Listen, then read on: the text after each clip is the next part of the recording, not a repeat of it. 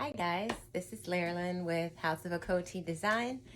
Thanks for coming in on the channel today. I'm here with another pattern review, one of my newest sewing makes. This is Butterick 6748. It's actually a dashiki. There's a caftan tunic here, and I've actually made two different versions.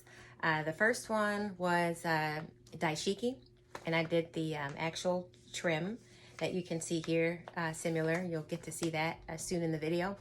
And I also modified the pattern to make a dress. So looking at the instruction sheet that comes with the pattern, it comes with, let's see here, there was a total of 6 pieces for the view that I actually used. See if I could put this up here so you can actually see. This is the layout that I worked with here, this one here. And this instruction sheet comes with all of your patterns.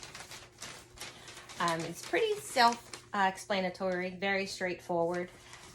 Started with, of course, the front piece, the back piece. There's a front facing, that goes inside, so it's nice and finished. Also a back facing piece. I also used the pocket for this one, so that was actually 7 pieces for mine. Sorry about that. There was actually, of course, the 2 sleeves as well. So pieces 1, 2, 3, 4, 5, 6, and I also used piece 9 for the pocket. For the dress, I did inseam pockets, so that was just something that I actually modified. But following the pattern, as we follow the steps here, basically I use, the interfacing. I use fusible interfacing for pieces 5 and 6 for the facings. I think I used a mid-weight. It wasn't Sure Tailor, because I know I usually use that for my cuffs or for like waistbands. So it was like a very light to mid-weight facing, fusible interfacing I used for that. And it was really nice touch to it, a nice drape when it all came together. It wasn't too stiff. Stitched the front sections together at the center front. I also stabilized the shoulder seams on my pattern, just so that it looked a little bit more tailored as opposed to just like a boxy, t-shirt look. And that was really nice as well. I then made the pockets. Sewed the pockets to the very front of the pattern that you can see here. And I did those with a trim as well, I think, on that video. The sleeves, I actually did these sleeves more of a set-in style. And I've made this several times, but the picture that you're seeing in this video, these were more of a set-in sleeve from what I remember.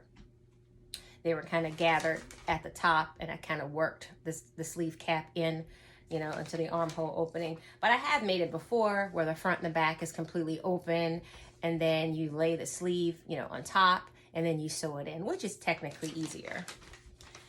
Then we moved on to the facing. So I grabbed those 2 interface pieces and stitched those pieces together. So you can see here, pieces 5 and 6 there. And basically they were sewn, to the neck edges. There is some understitching, which is really important to prevent that facing portion or your so-called lining portion from showing on the outside of the face fabric. So don't skip the understitching steps. Basically, the next thing was, once those pieces were sewn together, I went forward with the hem, and I just did a double fold hem. I usually serge my edges first, then fold under once, and I don't think I top stitched on this one, like a second top stitching. And then I also used some metallic gold braided trim that I had to actually trim out the neckline. As you can see here, I followed that as well. And basically this dashiki was just perfect. I used a beautiful Ankara fabric. I think the colors were like a yellow, a red, and black, very summery. And for the dress, basically I just lengthened the pattern. I added, again, inseam pockets for it. Same instructions, same facing that was interfaced. And I also made an additional belt to kind of cinch the waist because this pattern is pretty boxy. So if you do a belt with it, it would definitely cinch the waist. It would be super cute with a pair of shorts. You could wear this with a skirt. You could wear it with jeans. Again, you could dress it up or dress it down. But the dashiki and dashiki dress is summer all the way. You can really wear it year round, but definitely gives you a summer vibe. So again, Butterick 6748. There's nothing that I would really say that's a con. Everything was pretty much pro and straightforward with this pattern. I would definitely remake it again. I used just a coordinating yellow thread for the dashiki that you'll see in the video, and just black polyester thread for, actually it was a dual purpose. It was polyester and the cotton mix for the dress. But that was basically my review. I thought it was a great pattern, easy sew, and thanks for watching. Please continue to follow my channel as I make the videos, sharing my sewing experiences with you guys, and we can learn from each other. Follow me on Instagram at House of Akoti, Facebook, House of Akoti Design and Gifts, and of course my YouTube channel, House of Akoti Design. Please subscribe, guys. Help me to grow this channel.